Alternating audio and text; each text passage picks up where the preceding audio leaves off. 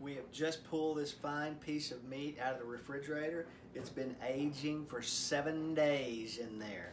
And the purpose was to dry it out, as according to Alton Brown, of who we are trying to copy his recipe for standing rib roast. So we hope it's going to turn out well. So the next step is we're going to oil it and season it.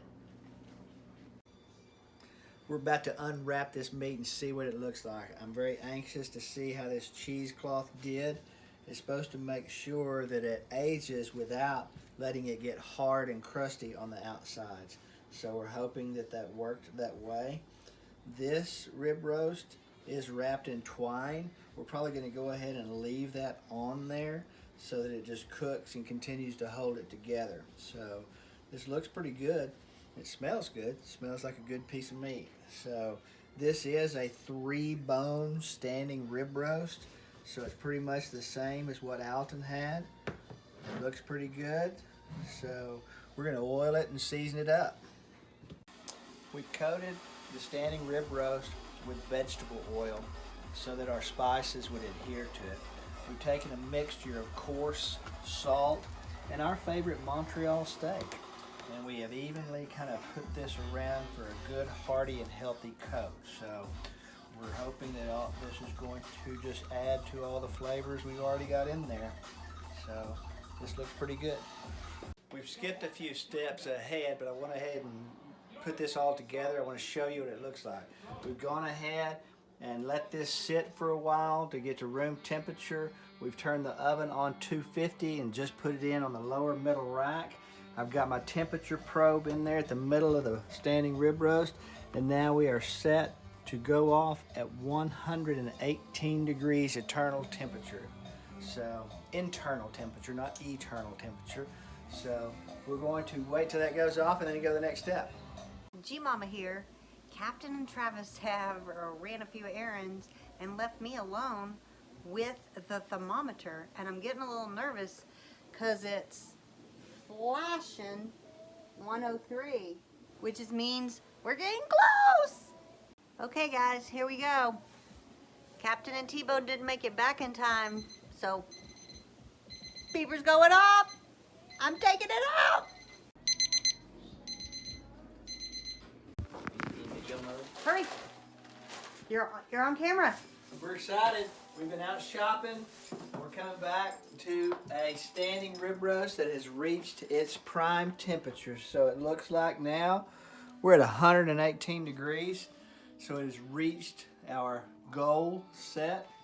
Looks pretty good. Looks like it's cooked very well through. So we're going to let it sit for about 30 minutes. We're going to slice it up and see what it looks like on the inside. It doesn't look like. We're getting ready to take the next step with this standing rib roast, but we're really glad our guests are starting to live. Let's wave at Linda. Hey, Linda. Hey, Merry Christmas. Okay.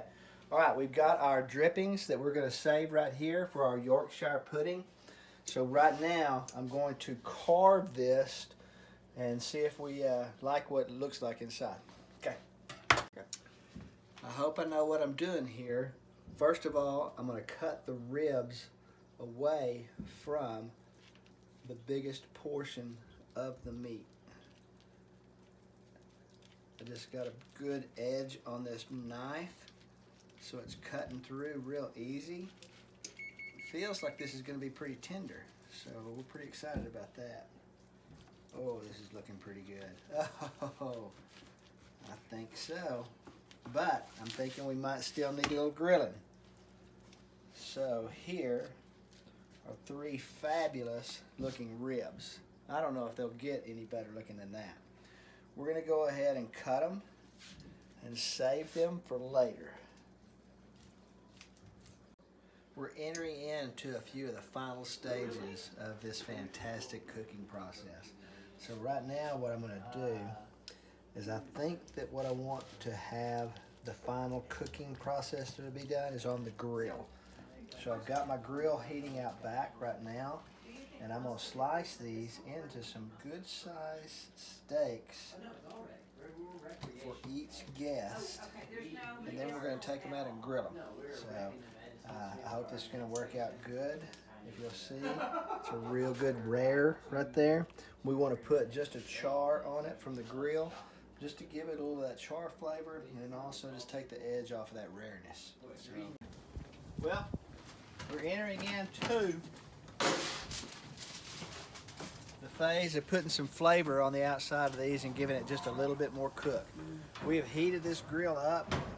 You can see it's past 750 degrees. So we're looking at searing these in and then just letting them slow cook just a little bit more to take a little of the edge of that rare off and then make it more of like a medium rare, medium ribeye steak. So already telling from eating some of these pieces off of it that, oh my gosh, the flavor is just phenomenal. I didn't know aging would look at do the gallery. that. Mouth watering is what it is. I can't believe it. Hurry. Right now, we're gonna throw these ribs on here first. Zoom in. Too hot. You know what? I'm gonna throw this end piece on here too. 'Cause I think we can be able to kind of have that as a little hors d'oeuvre. All right.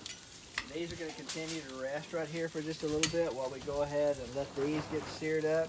I don't even need to put the lid down because all I want to do is let that hot 750 degree grill put some nice char marks on these, and look, it's already taken some of that red out of there. So we're going to try to get these ribs on all sides and try not to burn them out. Okay, what we've done right now is we've taken this hot grill and we've put these steaks just in the perfect condition that we want them.